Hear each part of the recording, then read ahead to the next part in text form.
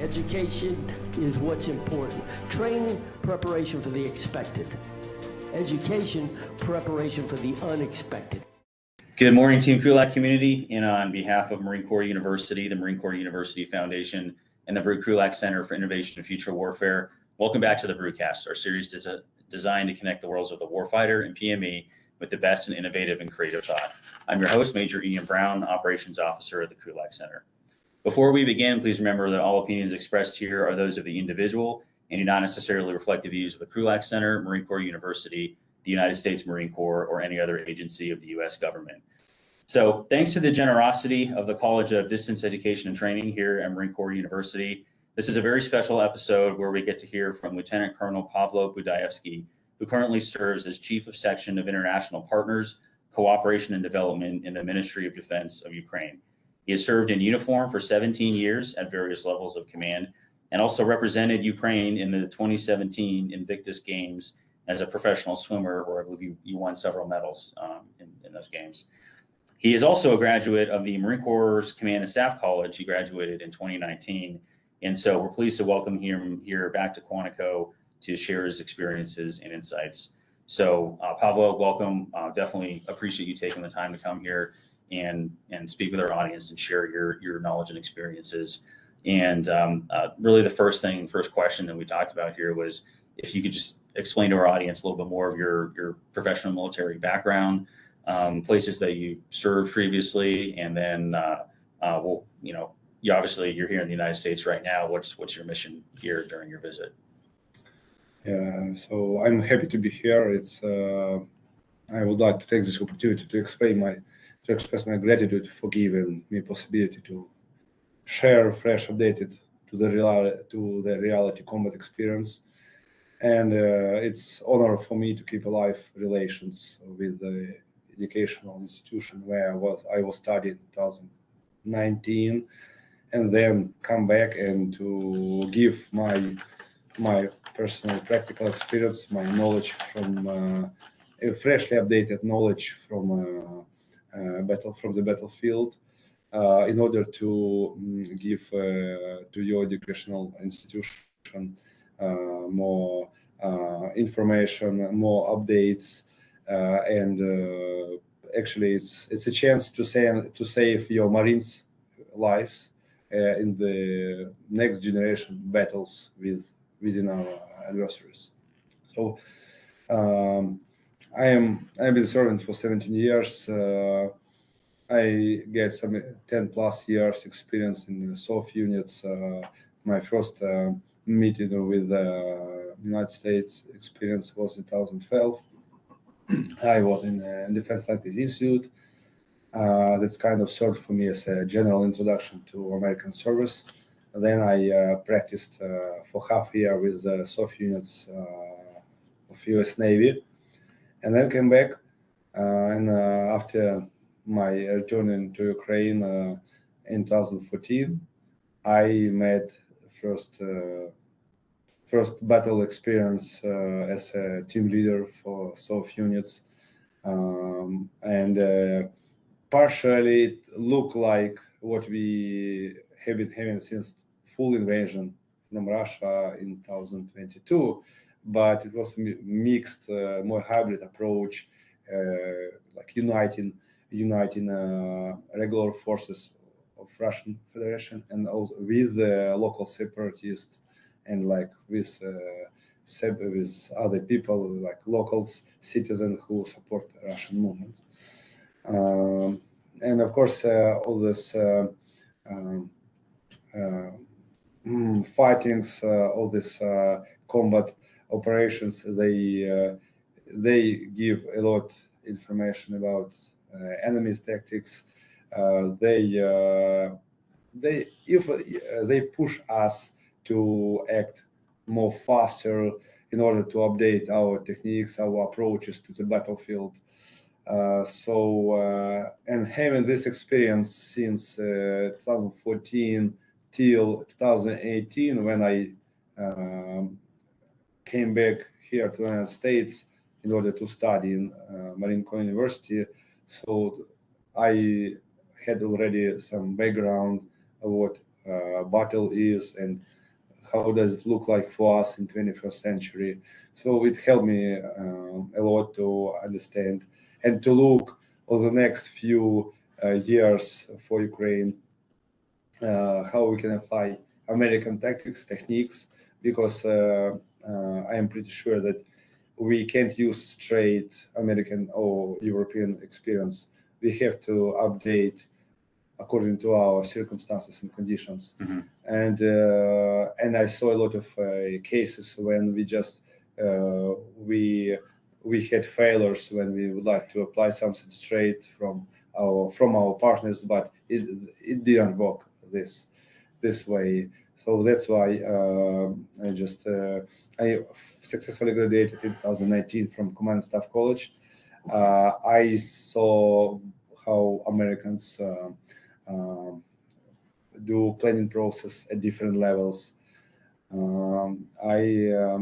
I saw how what's your requirements for future Marine leaders.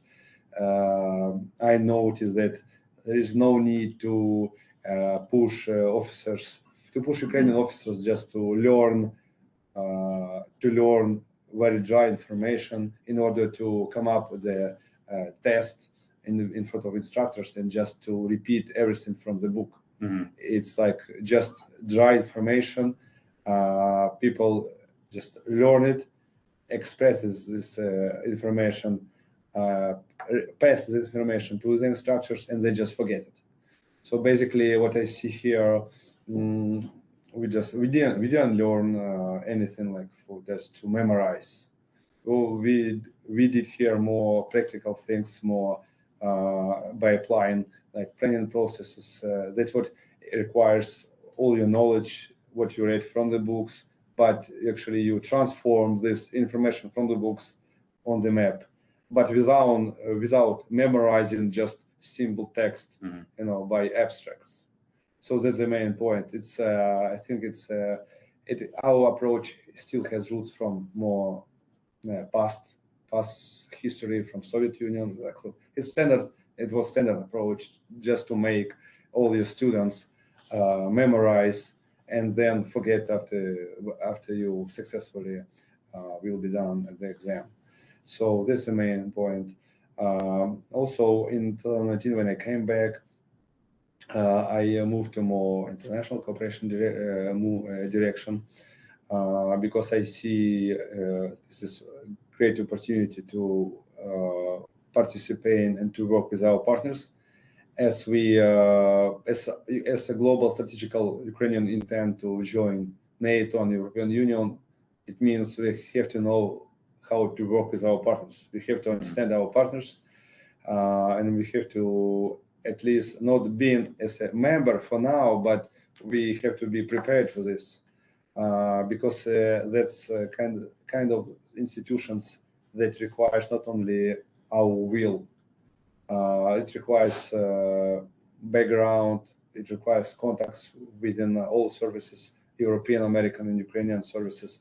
It requires our understanding of our allies, Western allies, and also it requires for our allies to see and understand our intents and our actions and our nature, global, like human nature of Ukrainians. I've been serving. I came back from a service trip to Kiev in 2022, just 3 days before I watched in YouTube Putin's speech. I received a message from my colleagues that they warned me at night that at 4 o'clock, at 5 o'clock a.m. Putin will launch offensive operations, and it happened. Probably around 3:40 a.m., 4 a.m., the first Russian regular forces show up in our border patrol checkpoints. To say that we didn't know any Russian attempts, I can say. We knew. We received a lot of extra information from our partners, especially from the United States. And of course, we had been observed like a lot of information from satellites, a lot of signals that highlighted that probably enemy has intent to launch offensive operations, because there was no reason to keep 150,000 soldiers for a year, more than a year, just close to our territory. Especially when I just try to calculate what the price to keep for the Russian government to keep this one soldier being present at the border, and I calculated approximate amount of money, and it was like $50 American dollars. So if we multiply the total amount of Russian soldiers stationed by the Ukrainian border by 50, and I received like approximately $6 million per day. So Russia had wasted a lot of money just to keep these soldiers, living and existing close to the Ukraine. So it means that probably there is two ways, or all those military camps will just disappear and all units will come back to their stations, or they will move somewhere. And the second way, it was the second point, that they moved somewhere, and this somewhere is Ukraine now. So I just instead of my unit were evacuated, because we are doing more international cooperation, so there is no need to keep us at positions and trenches. But I just voluntarily joined the resistance movement. I was asked by my friends from my past experience, that just joined them, and begin from February 24th. I spent more than half year driving and helping guys to organize, to set different small operations for small recon units. Also, I was involved in air defense operations, also, which were led by small units, like maybe 2 or up to 4 person, no more. We used actually personal cars, vehicles. It's like I remember those times when I looked at the street. There was chaotic panic for civilians. They just grabbed their children and took their passports, money, and they moved to highways heading to western part of Ukraine, and this caused traffic jam, maybe 700 kilometers long traffic jam. And besides this, of course, our petrol station ran out of gas, so it was kind of very difficult situation. And after a few hours, at the beginning of the full invasion, as you know that we had already invasion in 2014, I already heard rockets, explosions, and I observed Russian helicopters. They just tried to land somewhere close to Kiev, and just to disembark with their soldiers and to put their soft guys at the critical objects close to Kiev. So all those actions I observed from 5 stairs building close to Kiev. That is down by Kiev water reservoir, like it's huge lake, artificial lake with a dam, so it's critical infrastructure. And I just got another guys. We received 2 Stingers, and as I knew English, so I firstly met Stinger as a weapon, not from pictures, but personally I touched this weapon, and I just and we didn't know how to use it, but we already observed Russian helicopters just flying at the lower height as they can above the water, maybe like 20 meters, made from 20 to 30 meters. So it's in order to avoid our defense system, and it's like it's a basic nature for pilots just to fly closer to the ground as lower as they can, because it decreases our possibility to locate them. And that's what I actually used at this time. And I just downloaded, I opened YouTube. I found some old video from like where American soldier described how to use Stinger. And like I just translated to guys and step by step. And also I looked at the field manual. I downloaded the field manual by the U.S.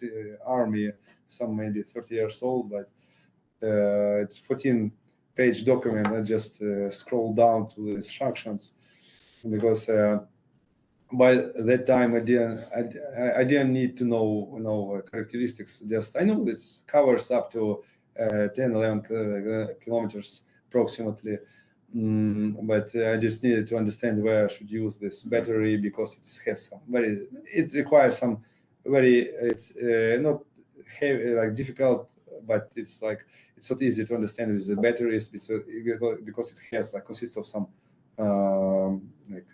gas, which like free kind of help to Cools the seeker head. Yes, and it also like works maybe for 40 seconds. So it's very difficult when you touch it first, and when you have 40 seconds to apply to use your chance to shoot somewhere.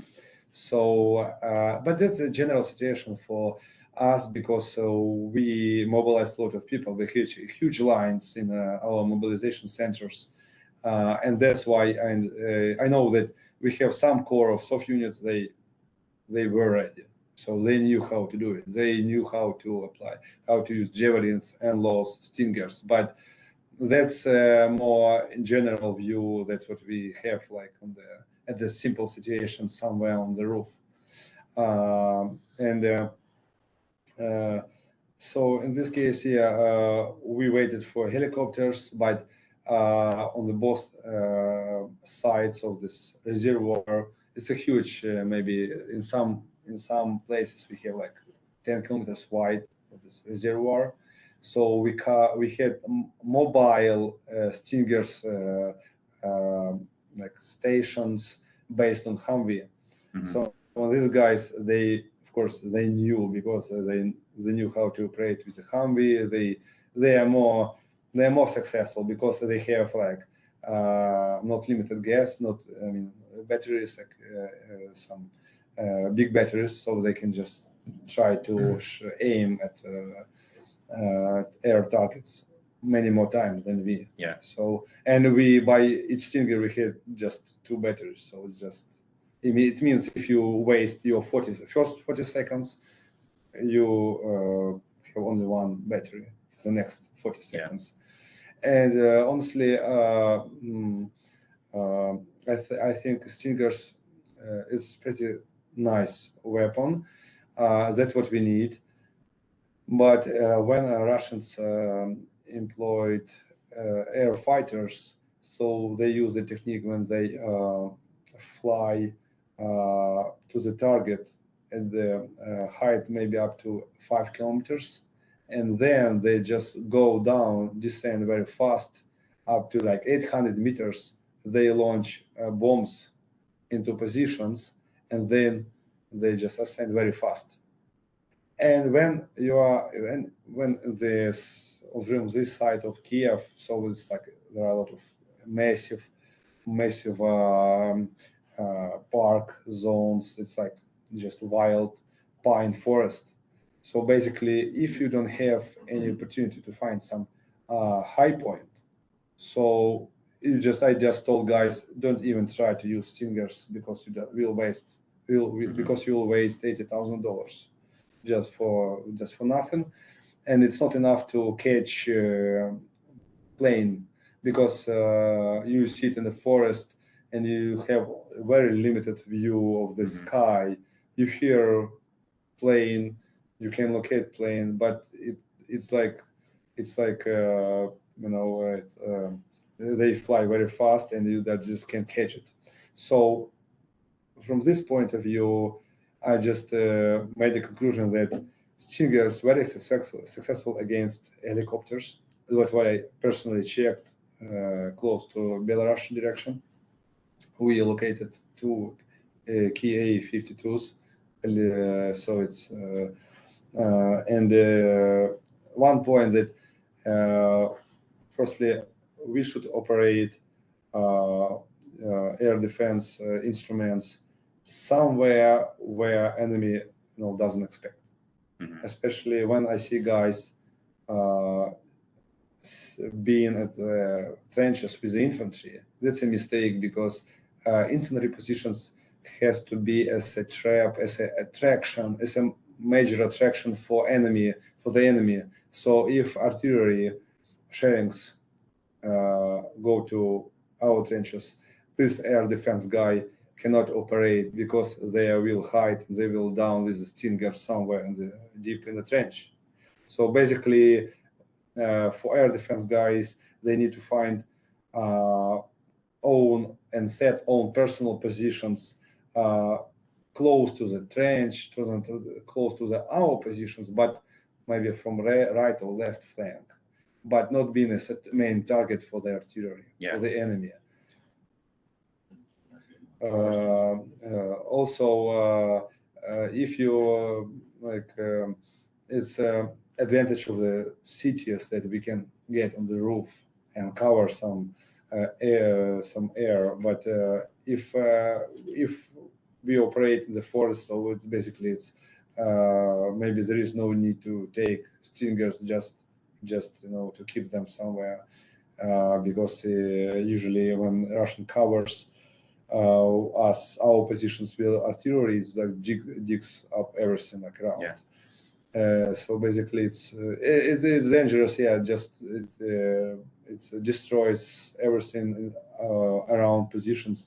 So maybe I would place air defense instruments somewhere in the rear, or, as I said, to place guys somewhere like in the concealed position in the forest, and like to wait when enemy will react onto our positions.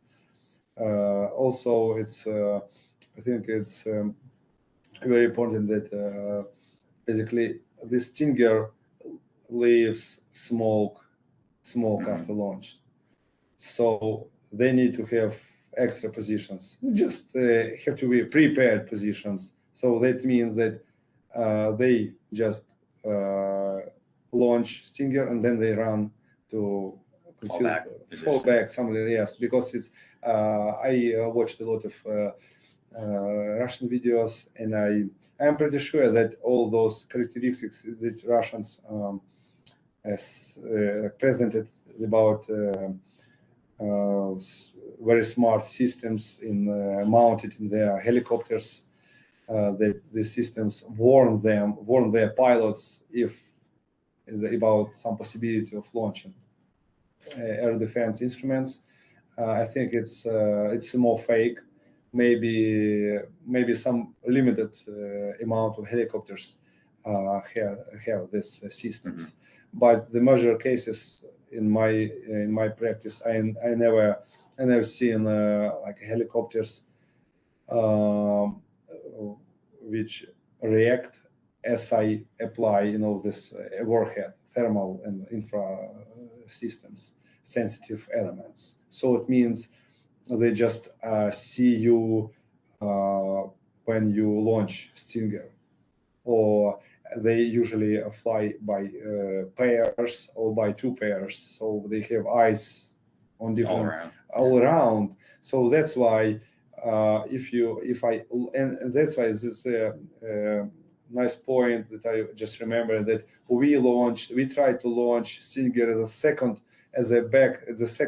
pair or at a second helicopter, in order to not let to the back helicopter to inform first helicopter about launching Stinger, because if this pilot is a back pilot, informs first pilot about first machine about launching, and they see smoke, they just turn around. They try to apply unguided rockets, maybe some machine guns, but it's like it's gonna be a short answer. Pilots very scared. I feel like more psychological nature of human of these pilots, so they just even can shoot at us, but it's gonna be like for 10-20 seconds, and then they just disappear, go down, descend, and using like fields and this small forest lines for cover, and they just disappear. Yeah. So since we're talking about some of the tactical things you've seen, I want to give a chance for our guests in the room here, or our audience members in the room, to kind of expand on that from their own perspective. So if you guys have a sort of a question about that you want to start with? Yes, sir. So I actually had a question. You mentioned like at the earlier that there were allied tactics that you guys tried to use and they didn't work out and you had to adapt them. Are there any of those specifically you can speak to, or any of them that either came from like the U.S. or the Marine Corps that just didn't apply in the context of what you're fighting in Ukraine? So generally, I would like to say about applying huge massive forces like we did in wargaming in different continents here. Like we played, and in your ideology, you always are able to request aircraft carrier group, and it's like which bring you everything like from air stingers and coal until to the coke, but cold coke. But I think it's a great idea because you know your forces, you know your capabilities. But for us, we couldn't do that. We didn't have huge amount of forces. Firstly, secondly, amount of forces requires some place to deploy. It means to dig trench. And when you fight somewhere not in the field, but basically around the city, so it's like city infrastructure, it's forest, it's like petrol stations. So it's like it's very difficult to just make a trench around it. So it's so that's why we try to set our checkpoints, but we send a lot of like small recon teams with air defense instruments, with just mines. Our soft guys were working around this military convoys, and they can go it through very easily through just using night vision or thermal vision through enemy positions. And I just observed a lot of videos. They could reach Russian artillery positions not far from Kiev without being exposed by the enemy, and they put mines straight on the vehicle. They said they set up some timers for like 30 minutes, and then just without like a rush, they just could leave this enemy positions, enemy territory. Have nice communication. That's a problem for us. We are fighting with this all weather conditions or even landscape, because if you don't have systems which magnifies your like or increases your capability, comms capability, right? Which you need, for example, for operation. If you send guys 6 kilometers away from your position, from your like a forward headquarters command post, and you are sitting somewhere underground, and it's very difficult to control your people and to see what's going on the left flank, on the right flank, and in order to avoid friendly fire, because it's Russians sometimes they use our uniforms. So it's definitely they used a few small scale operations when they changed out into Ukrainian uniforms, and they just went to our trenches and killed all the guys. But they have very small cases like that, and they actually they didn't use the situation. So they arrived at positions, they kill guys, and they disappear. So basically, and we didn't have any enemy enemy operations on this area where they killed our guys. So they don't try and exploit it. Yeah, so they just maybe I think this kind of type of human, they just Robin Hood, maybe they maybe soft guys, maybe it's a signal that not each Russian action has connection with the headquarters. So basically they risk people. These people, small recon teams, which were trained and well funded by Russian government, they sent in the Ukrainian uniform to kill guys. They clear some little scale of trenches, and they come back. But in this case, if our guys were more informed, or maybe we have a lot of mobilized guys, so their lack of experience and knowledge, so that's why they got in trouble in this case. But for today, probably we learn a lot, and that's why for today I think this kind of operation will never have any successful results for Russians. So that's why they just risked their life. They killed a few guys, and they came back, and we didn't have any breakthrough in this line of operation. So that's why we had to apply our techniques. That if our air defense group or if our recon team operates somewhere, they probably have to rely on their power, on their capabilities. So that's why they don't have to carry 20 magazines for huge amounts of grenades. So it is they need to locate people, locate enemy, call through Starlink or satellite to our headquarters to coordinate with artillery units and just send some gifts to Russians. That's it. It has to be very light team with light plate carriers with very limited amount of ammo, because they are not going to set infantry positions. They are going there in order to locate enemy, to coordinate with the artillery system, and just disappear. Because if they get exposed, it means that they're gonna be rabbits running out from wolf, trying to cut the whole forest by artillery and aviation. That's what happened near to Belarus, where we had our observation post by the recon teams stationed approximately maybe 30 kilometers away from our first line. So in this case, I said to the guys, so you bring everything with you what you would like to, and everything most. This kit was about surviving, not to keep fighting for 2 days in a row. So it's about surviving. It's about to divide by small teams, by pairs, and just to having some compass like navigation, and just to get back to our positions. And that's why it's there is no aviation, evacuation, nothing, no aircraft carriers, no support. And I think maybe this approach lays more with heroic approach, to send, but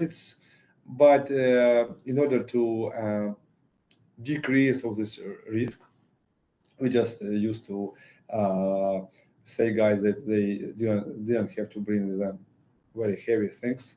If they go, they go just with mines, for example, and a few magazines.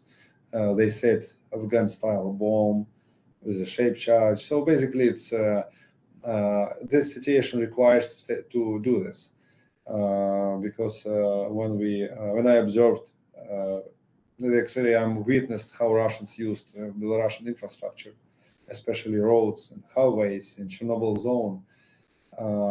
They adopted also this Soviet standards to the convoys. So they divided after maybe half a month to be deployed near Kiev. They didn't need to have huge convoys, but they did send a lot of small convoys by 10 vehicles, 5 to 10 vehicles, to deliver ammo and food. and some supplies. And basically they reinforced all these convoys by heavy infantry vehicles, BMP-1, BMP-2, and with tanks. So they, according to the Soviet and post-Soviet literature, we didn't expect so heavy reinforced convoys, but Russians are capable to reinforce and just to send 2 tanks with some convoys. So it means that by those times they had a lot of vehicles power to send to these convoys, to give them few infantry fighting vehicles or tanks. They increased speed of this convoy. So if we talk about just wheel transportation, so maybe they can go up to 80 kilometers per hour. They increase distances between cars up to maybe 200 meters.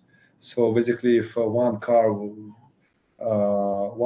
will be crashed or destroyed by our units through in ambush or something like this, so they will driver in the back. They have 200 meters to react. So it's like maybe 10 seconds to react, to stop, or just go through. But also it depends in which direction they go. So if they go to reinforce their forces, so they will just go straight, and they will never stop even to help the first car. But also they used tanks tactics when they usually, if they send two tanks per convoy, one tank goes with the commander on the top, so commander looks around. But the latest tank at the back, he goes probably, maybe he keeps distance up to 300 meters or 400 meters. So it's kind of far away from the main core of the convoy, but this tank is fully loaded and ready to engage in any second. So he has turn barrel into the side, and no people sticking around. So it's just ready to engage. As soon as he listens to something or sees something in front of him.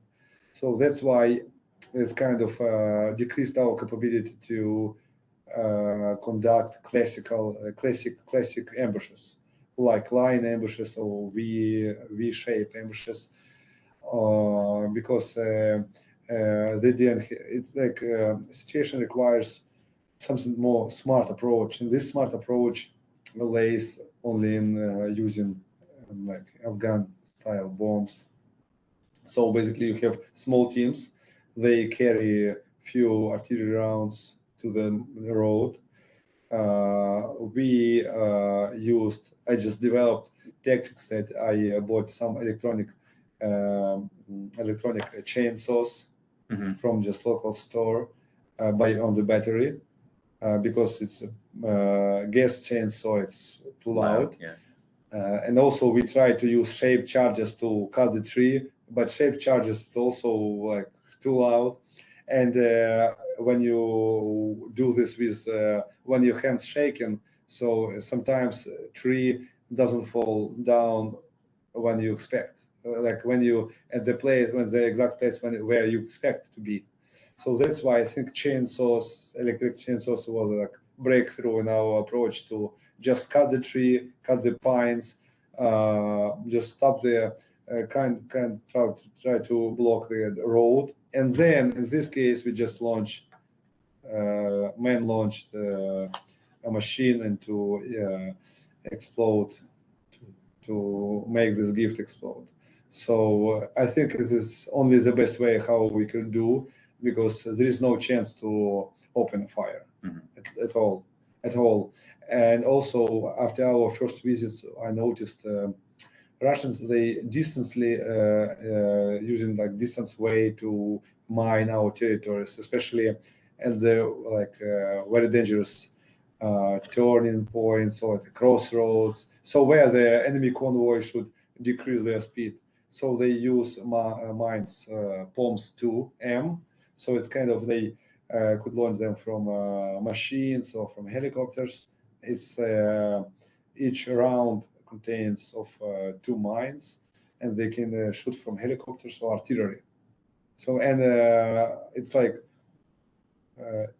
it has main charge and additional charge. Additional charge initiates special construction, which kind of stabilize this mine on the ground, and then shoots up like small sensors. And then if the sensors, somebody can like touch the sensors, so they will be explode. So kind of smart mines, but they're very dangerous when you look when you read instructions. But I think I saw a lot of these mines exploded by the animals or just because of weather conditions. So basically, I came to the position, we set the ambush, or just try to set observation post, and then after walking around maybe like half an hour, I just located these mines, but they were already exploded. So I think they can live in this under weather conditions and in the forest maybe for a few days. So basically, guys do not get a chance to be exploded on this mine. So it's smart mine, but all this surrounding conditions, I think it's help us to just avoid these mines. Yeah. Okay. I want to turn to you. Sure. Anything So more? my question, so based on some of the readings I've done, it looks like Ukraine kind of reformed some of its military policies and adapted more of a mission command philosophy after about the 2014 invasion. That seems to be the kind of point that I've read about. Would you agree with that? And if so, would you attribute the success that you guys have had to mission command, or is it due more to something else? Yeah, thank you. I think looking at our map and especially in Donbass region, so we see some previous front line from 2014, and Russians in some places, even as of today, Russians don't have any success in their offensives against us at these points, at this front line. It means that for the 8 years of war, all those units and all these positions, they were like successfully updated and like reinforced. So Russians, by applying regular army forces, they can't do anything. So I think it has something with our experience, our lessons learned. Of course, I would like to see that we have changes, positive changes, without losing people, without losses. But of course, I think losses is a critical point to push all this bureaucracy system and mission command and all this different sections in our Ministry of Defense to find other ways, because they understand this human losses. So that's why it's this our success has a few sides. I think it's because we have experience from 2014. I think our losses and our Ukrainian strong will and desire to win and to get rid of Russians pushes us, and make us faster to make the right decisions, to change our nature of war. So it's basically our success consists of a lot of things: our experience, lessons learned, our strong will and desire to win. Basically, I think it's kind of each nation has different different approaches how they see their future. But in our case, all revolutions that we had, it means it's a signal that highlights that our nation will never tolerate somebody's aggression. So probably that belongs to our strong will to survive. And I think it correlates somewhere with the idea when I was studying here in 2019, when we learned something about like when Mexicans tried to attack in the 19th century, tried to attack Americans somewhere here, and then Mexicans didn't have a lot of like horsepower. So it means it's kind of close to philosophy, but it works when side which has so small capabilities to fight, to have classic fight against huge enemy, we'll find another ways how we can avoid direct contacts, but for example sending some small recon teams in order to make them bite the enemy, like how to eat elephants. So we have to bite by the small.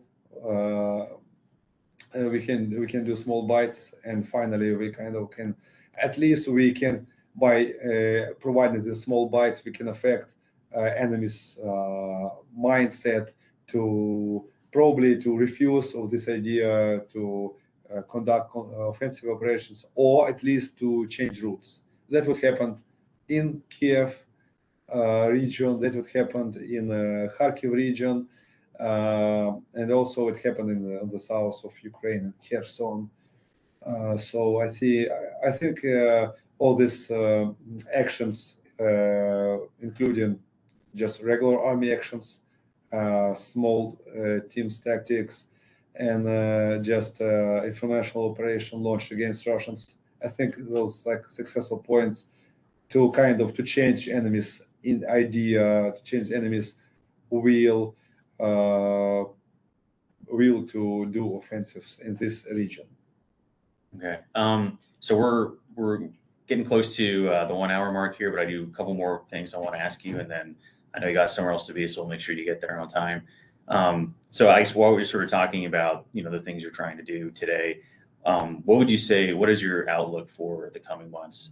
I know there's been at least back in the States here and among the schools, looking at the expected counteroffensive that we're hoping to have equipped sufficiently to have it do success as well. I know at least sort of in our little area, we've been watching the fight around Bakhmut for several weeks now. It's a very hard position for the Ukrainian forces defending there. But sort of what's your outlook? What's your sense of what you hope to see over the coming months? I think the main point that we can't hold positions, long-standing positions in the regular village, because village doesn't give us real capabilities to protect our forces. And when Russian plan approaches from the Second World War just to destroy and to just burn the whole cities and villages, so basically we need to stick with the cities, at least with something that is bigger than a village, because village doesn't give you any chance to for long-standing position. And that's why I think Bakhmut becomes an ideology of how we can just stop Russians and not let them go to break through our positions. Bakhmut is a checkpoint for Russians, just to make them slower, make their slow offensive operations slower as they expect. We are employing this Bakhmut situation just to kill as many soldiers, human power as we can. They for their very active days of this Bakhmut operations, they lost approximately from 20 to 30,000 people. Of course, the majority of them, they are from prisoners from Wagner's private military company, but it still has influence on internal situation, because all of died soldiers had families, personal families or parents. And what we would like to see to ignite internal processes. Even I see that 80% of people support Putin, even after 1 year of war, they support But anyway, internal process, I think it's a key to make a coup or revolution in Russia. Also, Bakhmut is a kind of is a signal that it's not going to be too easy for Russians just to come. It's a huge lesson learned for us, especially from flanks. We are already kind of encircled, but we still maintain a few supply routes to Bakhmut. And of course, Bakhmut is a city which gives us protection. So definitely, as we maintain supply routes, of course, this supply routes already they're already damaged by Russians, but still we maintain these supply routes, and we are reinforced. We send reinforcements to this region. So I hope we right now, as of today, we haven't reached yet critical point that will tell us like, guys, we should leave Bakhmut. And if we can look at the map, so in Bakhmut, it's like it's a line of cities. Where we operate. It's Bakhmut. Behind Bakhmut, we have Chasiv Yar, where we had a headquarters for 2014, 2015. So basically, it's like a lot of military objects. Then we have Konstantinivka. It's a city. So basically, if we get out from Bakhmut, we give Russians huge opportunity to go further and straight to these like cities. And honestly, I see it's just it's funny, but we have almost 3 cities in a row. So basically, I think it's stupid for Russians just to go through the whole 3 cities, because the distances between cities, it's not like up to a few kilometers. And this heavy in this area have heavy dense of population, so in the infrastructure. So I see on the map, so it's very stupid just to go through Bakhmut, then to go through another city behind Bakhmut, and then go to another city behind the second city. And so that's why we have right and left flanks that they try to encircle. But again, they can get through between cities. So basically, I see that they need to encircle huge 3 cities, and then to organize some problems for us. Then we look down to the south, and we see Toretsk. We see like small city New York. We see city Avdiivka, and we see city Marinka. Yeah, we have city New York, so it's and like huge line in our huge defense line based on these cities. So basically, I think we have to maintain connection and defense line between the cities, and just do not let Russians go through. So I think I think we have to make a huge trap for Russians, like to keep Bakhmut, with us, and like spend their resources. Even if Russians still capable to launch rockets, launch people, but that's what actually they have to pay huge price for this, because especially Prigozhin, he gave a speech that but I think it's more psychological operation, because he said that he doesn't want to give up Bakhmut, because if Wagner's group gives up Bakhmut, it means the Russians lost this fight. So that's why I think Bakhmut and Donetsk region built in Putin's ideology, in the basic Putin's ideology, that this is Russian cities. But I think we have to make a huge step for them, which we are doing now, killing their resources, and by killing forces, we are trying to influence enemy's mind. Maybe it's like back to Sunzi philosophy, but I think it still works. It still works. So we'll see. I can't do any forecast because it's very difficult to forecast or of operations and missions results where human participate. So humans is a type like it's very difficult because you don't know you never know how your subordinates will behave. So we are strong, we have reinforcements, but tomorrow somehow few positions with our forces just will be scared and just something happens and they just left positions, will leave positions. So basically it's very difficult to predict some results, what will be going on there, but still I think some such situations they motivate us. Like our forces, we have heavily packed with the forces in this region, so it's like it's motivation for us.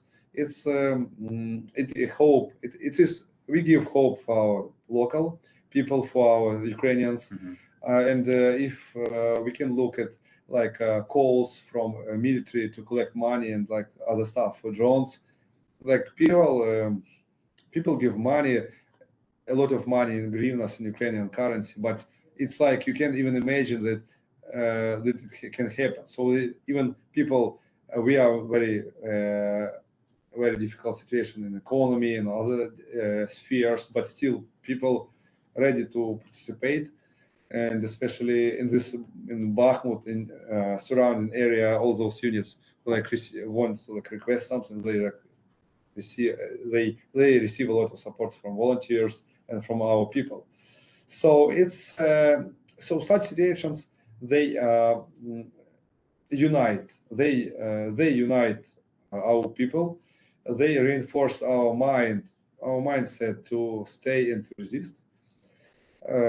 They will definitely shape our ideology. And of course, when you sit in one position, and you know that guys on the right flank and on the left flank, they are also sitting in these positions, and you are holding the huge line. So basically, it's like you support your neighbors, and your neighbors support you. So it's very mixed with the psychological effects, with the mindsets, with the ideology, and in the context of the global Ukrainian ideology. Okay. Something like this. Yeah, great. So last question, and then we'll make sure we get you on the road on time here. Is there any last message or words you'd like to leave with our audience listening here, or the ones who are going to listen to this afterwards? The last message, I think, generally, I don't see huge changes between Second World War and now. In any case, if you need to get any positions, you apply huge amount of artillery shellings. You use aviation. You use, of course, heavy vehicles, tanks, infantry fighting vehicles, going through straight to the field to this position. But you have to have on somewhere on the flanks air defense guys. You have to have somewhere also hide it in in some hole in the ground, guys with eyes. So it means drones, which has straight connection to artillery. So basically, they can cover all these positions. So and we need a lot of amount of drones. Even Chinese Mavics, they save lives. They save our defense line.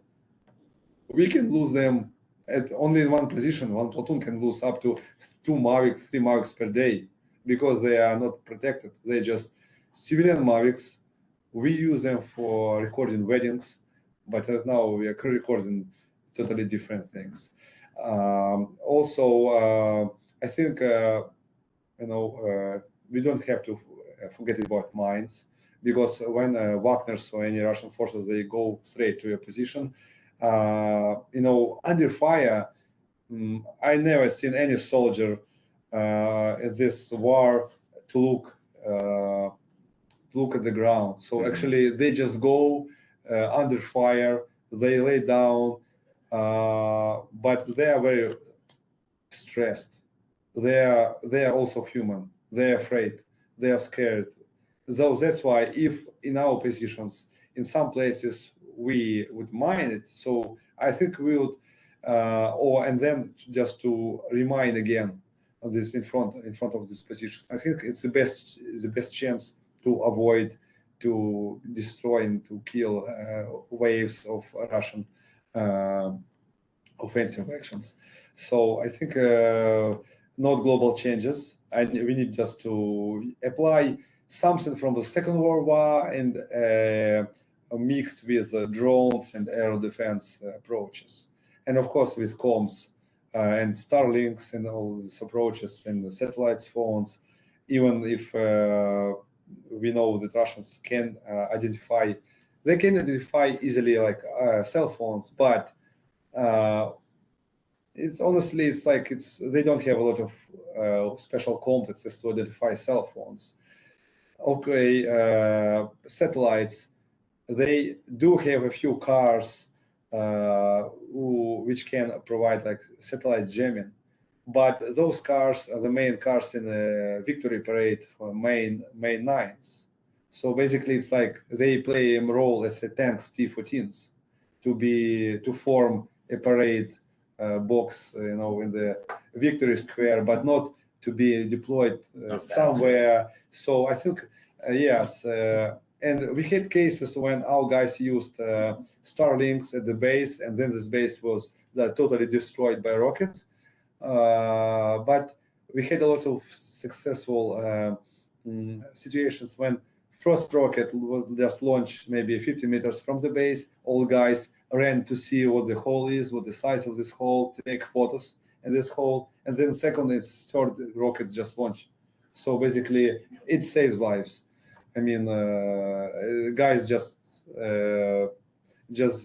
went from, they left base, they ran to the hole to see what's going on, and then second, third rockets they just burned the whole base. But all these conspiracy theories that Russians can locate your Starlink and like all bases, all units who are using right now Starlinks are like in danger. I wouldn't say this because it's more conspiracy theory, because Russians have drones. In this region, they have drones. They can see easily and locate easily your unit. So it doesn't matter what you use, Starlink or two Starlinks or satellite phones. It's you present your presence there, and the military unit has some indicators like military vehicles. You can see path from the cars, road, like freshly like driven road, trash. So basically, it's more about discipline, I think. Do hide your living like living stuff.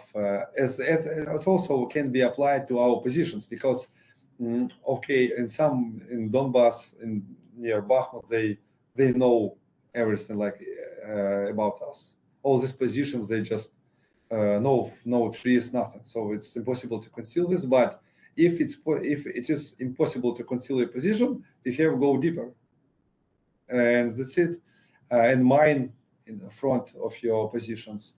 But anyway, it's like I think it's about, so we have an expression that shovel is a good friend for soldier. So go deeper,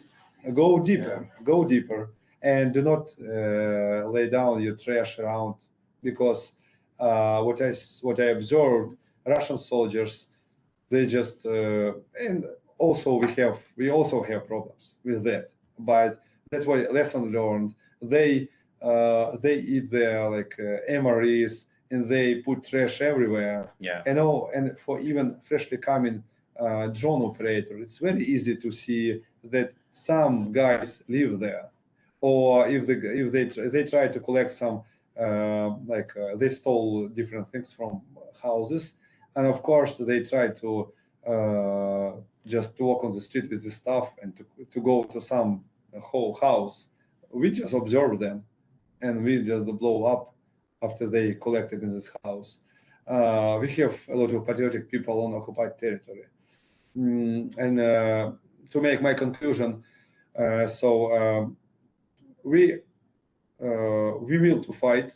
Our intent to bring freedom to our territory according to internationally recognized borders in 1991. We don't have any intents, any will to attack Russia, to hold Russian, to take Russian territories. We want just to have our independency and to have something that will forever keep Russians out from our territory. This question is very difficult. I don't know answer for this. I don't know magic, some magic stuff, but definitely will in the future we'll have to have something to influence our enemies' ideology. Do not start again offensives. Also, we are capable. We show to the world that we are capable to learn fast all this European and Western techniques, vehicles, and all that stuff. We are even capable to learn how to use stingers from using YouTube video. So I think it's a good example that if you want to survive and if you honestly fight for your country, I think it doesn't matter from whom you get vehicles, even it will be some some unknown language, or it doesn't matter. So basically, we have guys who know how to use these vehicles.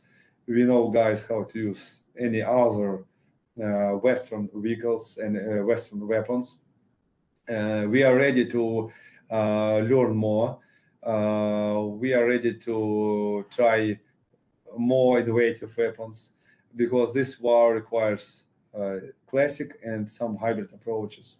And one of my last word, I would dedicate this to Marine Corps as a, I think this can, from my point of view, I'm here, so I think I would like to see some, to request some Marine Corps support to Ukraine, because as I know we don't have like straight support from Marine Corps, and I'm asking not about F-18s or something like this.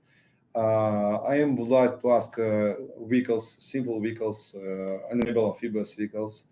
I think, and it's not about just to ask and to make requests, because it's easy to request, but I would like to explain to Marine Society that that's on the south, that's exact that we would like, that I would like to launch like our future counteroffensive operations. I know Russians weak. We know almost each building where they live right now. We have eyes there.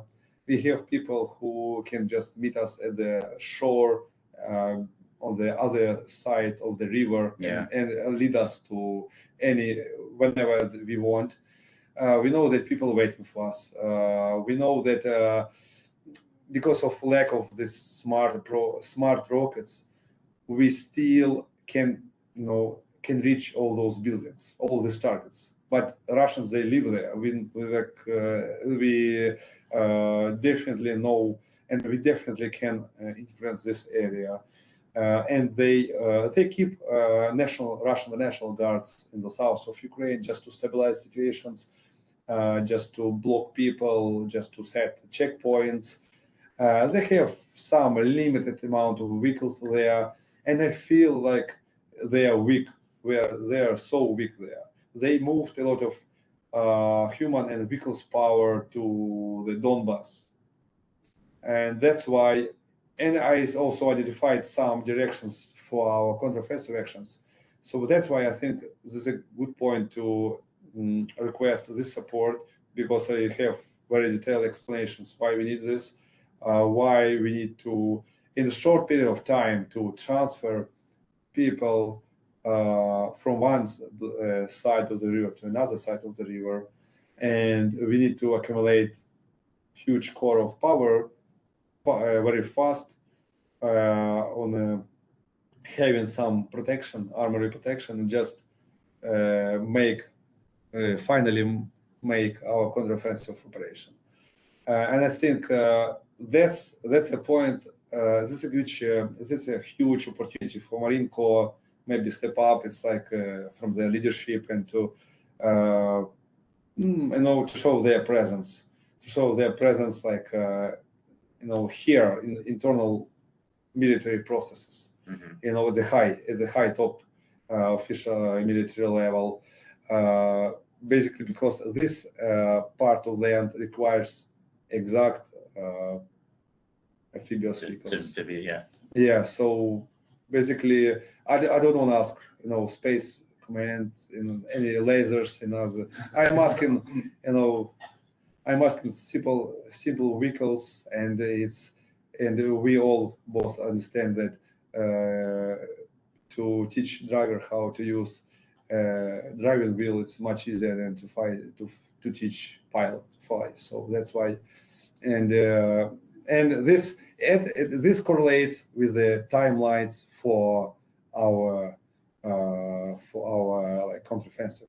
So we can't wait. So it's time flies fast like supersonic jet. So we have to go. We have to apply these techniques, and then I think why this must explain why Ukrainian officers were sent here to study.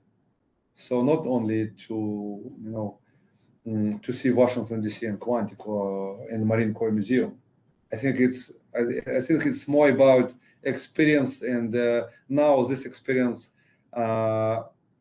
really help us to survive and to win this fight. Yeah, well, I think that's a great point to end on. And I was making a note here. You were talking about how the things you learned here when you were in Quantico from the Command and Staff College, and the Ukrainian military has been a learning organization. Very, very quick and adaptable through this process. But also like we are watching you, right? Like, and that's part of why we're very humbled and grateful we were able to get you here and have our audience, and then we'll share this with our larger audience once I post it. But we're watching and learning from you, because you're fighting the 21st century warfare and demonstrating all kinds of ability on the battlefield. So I'm glad that I'm sure Marine Corps University is glad that its lessons have been translated to the battlefield. But it's reversed now. I think you're setting the example of how to fight in the 21st century, and we're all watching and learning, and hoping that this is the crucial year that you have your success and finally push the Russians back to where they came from. Okay, we have gone, I think, pretty well over the time. I'm hoping I'm not getting any nasty looks from over there. But Pavlo, thank you very much for your time. I appreciate you coming down here. And again, Mr. Haskin from CDET, thank you for making him available. I think this is a great opportunity, and I look forward to getting this one out to our wider virtual audience. And to all of you online, thank you for your questions and for dialing in here. We'll have another episode coming next week, but I'll pass details for that later on. We'll let you get back to your day here. But again, thanks for dialing in, Pavlo. Thank you very much. And to our audience, we'll see you on the next episode. Thanks for joining us. As always, we depend on support and feedback from the Team Krulak community to constantly improve our offerings and reach a wider audience. So if you have feedback on this episode, please take a moment to fill out the survey linked in the show notes to help us do better. Also, if you enjoyed this episode, please hit the like button and subscribe to our channel on YouTube, or leave us a review on the podcast app of your choice. It truly does help us reach a wider audience. Thank you as always for your support, and we'll see you on the next episode. Education is what's important. Training, preparation for the expected. Education, preparation for the unexpected.